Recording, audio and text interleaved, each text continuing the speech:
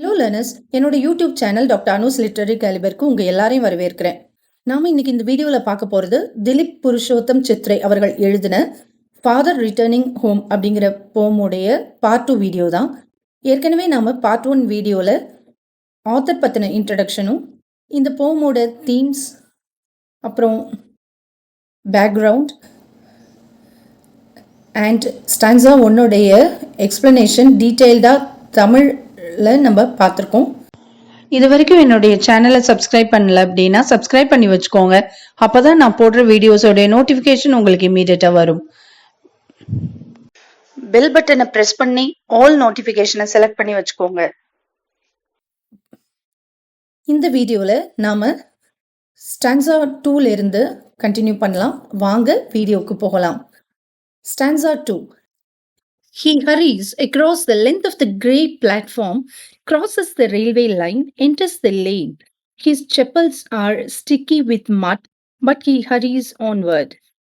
He hurries across the length of the grey platform. ஹீங்கிறது அந்த ஃபாதரை இங்க குறிக்குது. இவர் ரொம்ப வேகமா என்ன பண்றாருன்னு பாத்தீங்கன்னா, அந்த பிளாட்ஃபார்ம்ல நடந்து போறாரு, ரயில்வே லைனை கிராஸ் பண்ணி போறாரு, அப்புறம் இந்த ஸ்ட்ரீட்ல என்டர் ஆகுறாரு. அவருடைய ஸ்லிப்பர்ஸ் எல்லாம் பாத்தீங்கன்னா ரொம்ப மட்டோட, அதாவது சேரும் சகதியுமாக இருக்கு. அதுக்கப்புறம் வேகமா அவர் நடக்கிறாரு. இந்த பிளாட்ஃபார்மும் மட்டி சிப்பல்ஸும் எதை ரெப்ரசன்ட் பண்ணுது அப்படின்னா, அவருடைய பிசிக்கல் கிரைம், அதாவது பிசிக்கல் டர்ட்டை குறிக்கல, but the social and emotional struggle. எந்த அளவுக்கு சமூகத்துல ஒரு போராட்டத்தை சந்திக்கிறாரு, இமோஷனலாகவும் என்னென்ன போராட்டங்களை அவருடைய மனதில் சந்திக்கிறாரு அப்படிங்கிறது தான் இந்த ஸ்டான்ஸா நமக்கு வலியுறுத்துது. Still the father hurries, suggesting his hope, habit or yearning for acceptance or comfort at home. இவ்வளவு கஷ்டங்களையும் தாண்டி வந்தாலும் அந்த ஃபாதர் என்ன பண்றாருன்னு பாத்தீங்கன்னா, அவரோட லைஃப்ல தேங்கி ஒரு இடத்துல நிக்கல, தன்னோட லைஃபை ப்ரொசீட் பண்ணிக்கிட்டே இருக்காரு. இது அவருடைய ஹோப், நம்பிக்கையையும், இது இவருக்கு வாழ்க்கையில சகஜமான ஒரு விஷயம் ஆயிடுச்சுங்கிறதையும், and he is longing for acceptance. யாராவது நம்மளை ஏற்றுக்கொள்ள மாட்டார்களா அப்படின்னு அவருடைய லாங்கிங், அதாவது அவருடைய ஏக்கத்தையும், நமக்கு வீட்டுல ஒரு கம்ஃபர்ட், அதாவது ஒரு ஆறுதல் கிடைக்காதா அப்படிங்கிற ஒரு ஏக்கத்தையும் இங்க நம்ம புரிஞ்சுக்கிறோம்.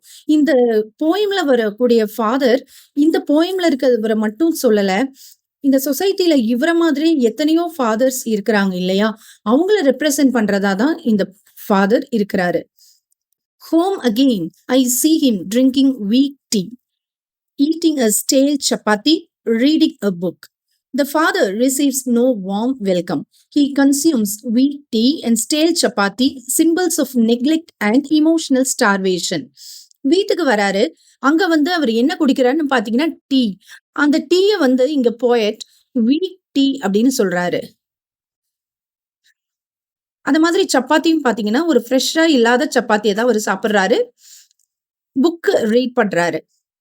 இப்போ இந்த இடத்துல வீக் டீ, ஸ்டேல் சப்பாத்தி, இதெல்லாம் பாத்தீங்கன்னா அவர் எந்த அளவுக்கு நிராகரிக்கப்படுகிறார், அப்புறம் அவருடைய இமோஷனல் ஸ்டார்வேஷன், அதாவது எந்த அளவுக்கு அவருடைய இமோஷன்ஸ் பாதிக்கப்பட்டிருக்குங்கிறத நமக்கு இங்க தெரியப்படுத்துறாரு poet. This portrays the indifference of his family, especially children. So இந்த போயம் மூலமா, இந்த லைன்ஸ் மூலமா நம்ம என்ன தெரிஞ்சுக்கிறோம் அப்படின்னா, அவரோட ஃபேமிலி இவர்கிட்ட கொஞ்சம் வித்தியாசமா நடந்துக்கிறாங்க, அந்த அளவுக்கு அக்கறை செலுத்தல, எஸ்பெஷலி குழந்தைங்கள்ட்ட இருந்து இவர் எதிர்பார்த்த ஒரு அரவணைப்பு கிடைக்கல அப்படிங்கிறத இந்த லைன்ஸ் மூலமாக நாம தெரிஞ்சுக்கிறோம். He goes into the toilet to contemplate man's estrangement from a man-made world. This is the central philosophical line of the poem. இந்த போயமுடைய ஒரு தத்துவமான ஒரு லைன் இருக்கு அப்படின்னா இந்த லைனை தான் நம்ம சொல்லலாம். அதாவது இவருக்கு யோசிக்கிறதுக்கு கூட ஒரு அந்த வீட்டுல ஒரு நல்ல இடம் இல்லை. அதனால இவரு என்ன நினைக்கிறாருன்னா, the toilet is symbolic, the only space of solitude for the father. தனிமையா தான் நினைக்கிறதெல்லாம் எந்த விதமான தடங்களும் இல்லாம நினைக்கிறதுக்கான ஒரே இடம் டாய்லெட் தான் நினைக்கிறாரு. This line implies his profound alienation and the loss of human connection in a world created by humans but devoid of humanity. இந்த லைன் மூலமா நாம என்ன தெரிஞ்சுக்கிறோம் அப்படின்னா, இவரு மனிதர்கள்ட்ட இருந்து விலகியே இருக்கிறாரு அப்படிங்கிறதும், இவருக்கு ஹியூமன் கனெக்ஷன்ங்கிறது கிடைக்கல, இவராவே விரும்பி விலகி இல்லை, ஹியூமன் கனெக்ஷன்ங்கிறது அவருக்கு அவ்வளவா கிடைக்கல. அதனால coming out, he trembles at the sink. The cold water running over his brown hands, a few droplets cling to the green hair on his wrist. என்ன ஒரு அழகான வார்த்தைகள் பாத்தீங்களா? Coming out he trembles at the sink. ட்ரெம்பிள்னா அப்படியே ரொம்ப ஷேக் ஆகுறது. இவர் டாய்லெட்ல இருந்து வெளியில வந்தோடனே இந்த சிங்க் பக்கத்துல போய் நிக்கிறாரு.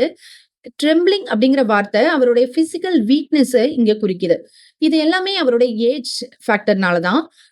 இமோஷனலாவும் பாத்தீங்கன்னா அவர் ரொம்ப ஃப்ரெஜைலா இருக்காரு. அதாவது ரொம்ப வீக்கா இருக்காரு. இந்த கோல்ட் வாட்டர் அப்படிங்கிறது இங்க it symbolises indifference. Greying hair அப்படிங்கிறது அவருடைய ஏஜ் இங்க ரெப்ரசென்ட் பண்ணுது, டினோட் பண்ணுது. Perhaps unnoticed and uncared for. யாருமே அவரை சரியா கவனிக்கல அப்படிங்கிறத நம்ம இந்த லைன் மூலமா தெரிஞ்சுக்கலாம். இவருடைய லோன்லினஸ் நமக்கு தெளிவா இந்த லைன்ஸ் மூலமாக புரியுது. His sullen children have often refused to share jokes and secrets with him. He will now go to sleep, listening to the static on the radio, dreamings of his ancestors and grandchildren, thinking of nomads entering a subcontinent through a narrow pass. His children are sullen and emotionally detached. He ends the day isolated, not in the embrace of family, but listening to static noise coming from the radio, symbolizing emptiness and disconnection. இவர் இங்க என்ன சொல்றாருன்னு பாத்தீங்கன்னா, இவரோட children எல்லாம் ரொம்ப emotionally டிட்டாச்சா இருக்காங்க. அவர்கிட்ட பாசமா இல்லைன்னு அவர் நினைக்கிறாரு. இவர் என்ன எதிர்பார்க்கிறாரு அப்படின்னு பாத்தீங்கன்னா, இவர்கிட்ட ஜோக்ஸ் அப்புறம் சில சீக்ரெட்ஸ்லாம் இருக்கும்ல, ஃபேமிலி சீக்ரெட்ஸ், அதெல்லாம் தன்னோட பரிமாறிக்கணும் அப்படின்னு இவர் எதிர்பார்க்கிறாரு. ஆனா இது எதுவுமே நடக்கல. இது எல்லாமே குழந்தைங்க, இவருடைய பிள்ளைகள் பேசவே மாட்டேங்கிறாங்க. He will now அவங்க பாட்டு அவங்க வேலையை செய்யறாங்க. இவர் பாட்டுக்கு இவரோட வேலையை செய்யட்டும்னு அவங்க விட்டுடுறாங்க. இப்போ இவர் தூங்க போறாரு. எப்படி தூங்க போறாருன்னு பாத்தீங்கன்னா, தூங்குறதுக்கு முன்னாடி ரேடியோல ஏதோ ஒரு ஸ்டாட்டிக் நாய்ஸ் கேட்டுக்கிட்டே தூங்க போறாரு. இவரோட கனவுல கூட பாத்தீங்கன்னா இவருடைய ஆன்செஸ்டர்ஸ், அதாவது முன்னோர்கள் வராங்க. அப்புறம் இவருடைய கனவுல கூட பாத்தீங்கன்னா இந்த பிரசன்ட் எதுவுமே அவரோட கனவுல வரல. ஆன்செஸ்டர்ஸ் அதாவது முன்னோர்கள் தான் வராங்க. அப்புறம் அவங்களுடைய கிராண்ட் சில்ட்ரன் இவங்கெல்லாம் தான் அதுல வராங்க. இவங்கள நினைச்சுக்கிட்டே அவரு தூங்குறாரு. இப்போ இது எதை குறிக்குது அப்படின்னு பாத்தீங்கன்னா, ஆன்செஸ்டர்ஸ் அப்படிங்கிறது ஹிஸ்டரி, அதாவது பாஸ்ட். கிராண்ட் சில்ட்ரன்ங்கிறது ஃபியூச்சர். பாஸ்ட பத்தியும் ஃபியூச்சரை பத்தியும் இவர் கனவுல வருது. ஆனா பிரசன்ட பத்தி அவருடைய கனவுல வரல அப்படிங்கிற விஷயம் எதை குறிக்குது அப்படின்னு பாத்தீங்கன்னா, he feels out of place in the present. பிரசன்ட்டுக்கும் நமக்கும் ரொம்ப தூரமா இருக்கு அப்படிங்கிற மாதிரி ஒரு ஏலியனேட்டட் ஃபீலிங்கோட அவரு தன்னுடைய வாழ்க்கைய கடத்துறாரு அப்படின்னு தான் நம்ம சொல்லணும். இந்த ஸ்டான்சா 2 உடைய தீம்ஸ் பத்தி நம்ம பார்க்கலாம். Familial neglect. இவருடைய இந்த ஃபாதரை இவரோட ஃபேமிலி ஒதுக்கிட்டாங்க அப்படிங்கிறது நமக்கு தெரியுது. Emotional and generational gap. இவர் எதிர்பார்க்கிற விஷயங்களை இமோஷனலா சாட்டிஸ்ஃபை பண்ண மறுத்துடுறாங்க இவங்களுடைய சில்ட்ரன். அப்புறம் ஜெனரேஷனல் கேப், இதையும் நம்ம இந்த ஸ்டான்சா 2ல பார்க்க முடியுது. எக்ஸிஸ்டென்ஷியல் லோன்லினஸ், அப்புறம் ஐடென்டிட்டி கிரைசிஸ். தான் யாருங்கிறத அவரால் அவ்வளவா உணரவே முடியல. தனக்குன்னு ஒரு அங்கீகாரம் கிடைக்கணும் அப்படின்னு அவர் எதிர்பார்க்கிறாரு. அது ரொம்பவே அவருக்கு மிஸ்ஸிங்கா இருக்குன்னு ஃபீல் பண்றாரு. Passage of time and irrelevance. டைம்ங்கிறது போய்கிட்டே இருக்கு. ஆனா அவர் நினைச்சது எதுவுமே அவருக்கு ரெலவெண்டா அமையலன்னு நினைக்கிறாரு. இதெல்லாம் இந்த ஸ்டான்சா 2ல நம்ம பார்க்கக்கூடிய முக்கியமான தீம்ஸ். இப்போ நாம இந்த போயம்ல வரக்கூடிய சில இம்பார்ட்டன்ட் லைன்ஸ், அதனுடைய இம்ப்ளிகேஷன் பார்க்கலாம். Suburbs slide past his unseeing eyes, symbol of emotional numbness and detachment. Bag stuffed with books is falling apart, intellectual burden, material decay. Contemplate man's estrangement from a man-made world. This denotes philosophical core of the poem, emotional alienation in urban life. Listening to the static on the radio, symbol of loneliness, lack of real communication. Dreaming of nomads entering a subcontinent, nostalgia, searching for identity, disconnection from modern reality. Overall message of the poem. இப்போ நம்ம இந்த போயமுடைய overall message நம்ம பார்க்கலாம். Dilip Chitre paints realistic yet painful picture of an aging father lost in a world that no longer values him.